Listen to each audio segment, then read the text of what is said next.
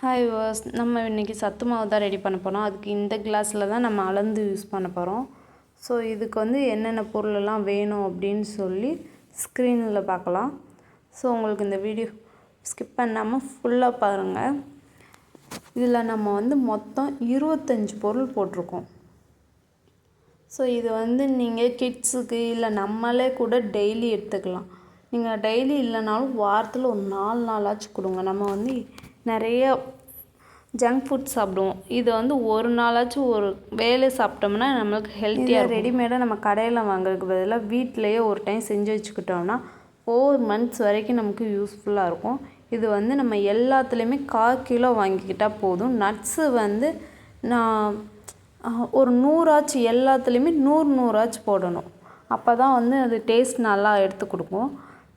ரெண்டாவது இது டெய்லி இதில் வந்து எள்ளு நிலக்கடலைலாம் நம்ம சேர்த்தோன்னா அதில் எண்ணெய் பிசுக்கு இருக்கிறதுனால அது சீக்கிரமாக கெட்டு போகிறதுக்கும் வாய்ப்பு இருக்குது. அதனால் வந்து நீங்கள் எள்ளும் நிலக்கடலையும் மட்டும் வந்து எடுத்து களி கிண்டி சாப்பிடும்போது கொஞ்சம் மேலாப்பில் அந்த டாப்பிங்ஸ் மாதிரி எள்ளு போட்டு கொடுங்க.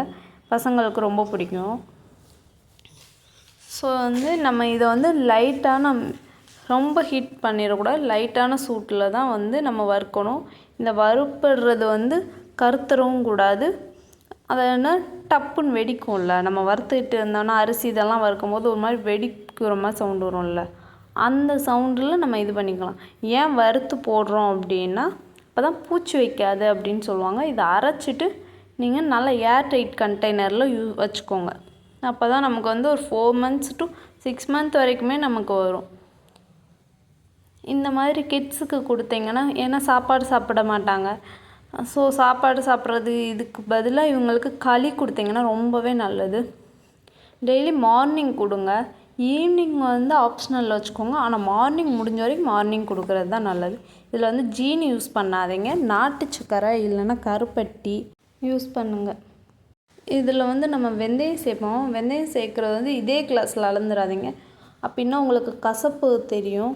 ஸோ வந்து வெந்தயம் வந்து ஒரு 30% to 40% அளந்து போட்டுக்கோங்க போதும். அதுக்கு மேலே சேர்த்துடாதீங்க. இதை நீங்கள் களியை கிண்டும் போது பால் சேர்த்துக்கோங்க.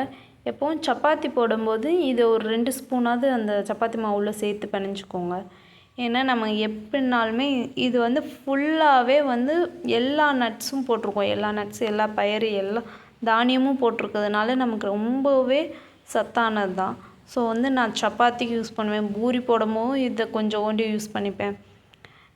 காலையில் பாலை ஊற்றி கிண்டி பழகுங்க. மேக்ஸிமம் தண்ணி ஊற்றி கிண்டுறதை விட பாலை ஊற்றுனீங்கன்னா கொஞ்சம் இன்னும் டேஸ்ட் நல்லாயிருக்கும். ஸோ உங்களுக்கு இந்த வீடியோ பிடிச்சிருந்தா லைக் பண்ணிக்கோங்க. சேனலை மறக்காமல் சப்ஸ்கிரைப் பண்ணிக்கோங்க. நீங்கள் இதை செஞ்சு பார்த்துட்டு கமெண்ட் பண்ணுங்கள். தேங்க்யூ ஃபார் வாட்சிங்.